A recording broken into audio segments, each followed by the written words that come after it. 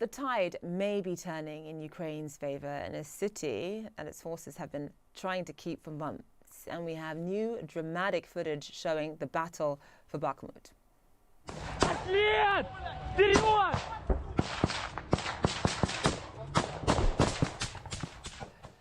Russia is now acknowledging its troops have been forced to pull back from northern areas around Bakhmut. The head of the Wagner Group says it's not a tactical retreat, but rather Russian forces are simply falling out of formation. CNN's Nick Paton Walsh joins us live now from Zaporizhzhia. Obviously, you have Prigozhin calling out the Russian military here, saying that actually they've lost about 5 square kilometers of territory just in one day alone. Just walk us through what more we know on that front.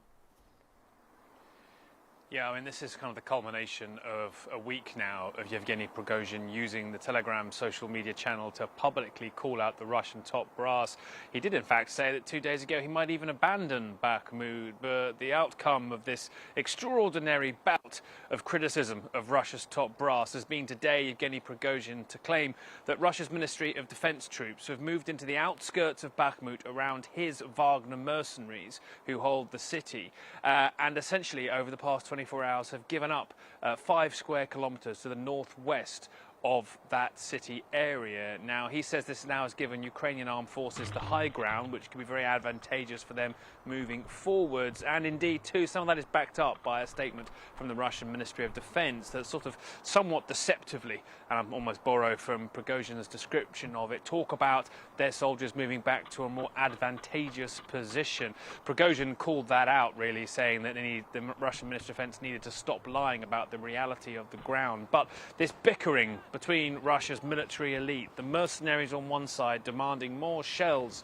artillery shells from the military on the other. The military moving in, it seems, on the outskirts of the city, yet pulling back in some areas, and the mercenary Wagner Group staying in the city centre and claiming that they continue to take more areas there. That is simply the worst signal, almost unimaginable, frankly, a year ago in Putin's Russia, showing how rattled, how disunified Moscow's military elite are in this key city that's been such a symbolic task for them. They've utterly failed to comprehensively take, and are now in fact seeing Ukraine in small amounts here. Let's not overstate the significance of these advances. In small amounts, though, beginning to reclaim territory. That could herald something more. What it absolutely unequivocally does in the days and weeks ahead is give a signal of probably low Russian morale, low Russian cohesion ahead of a Ukrainian counter-offensive, which a senior US official said has begun its shaping operation stage. That's essentially where key parts of Russian infrastructure,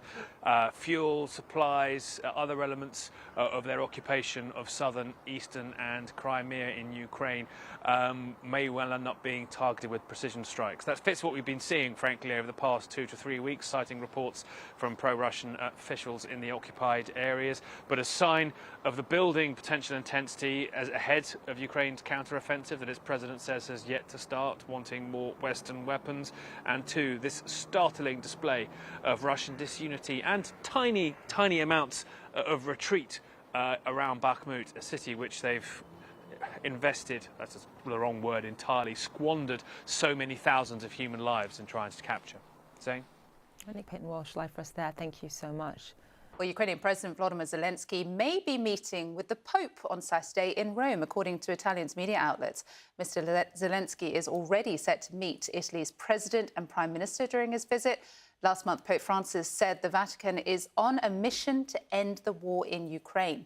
Kyiv has also asked the Holy See to help return Ukrainian children who were forcibly deported to Russia.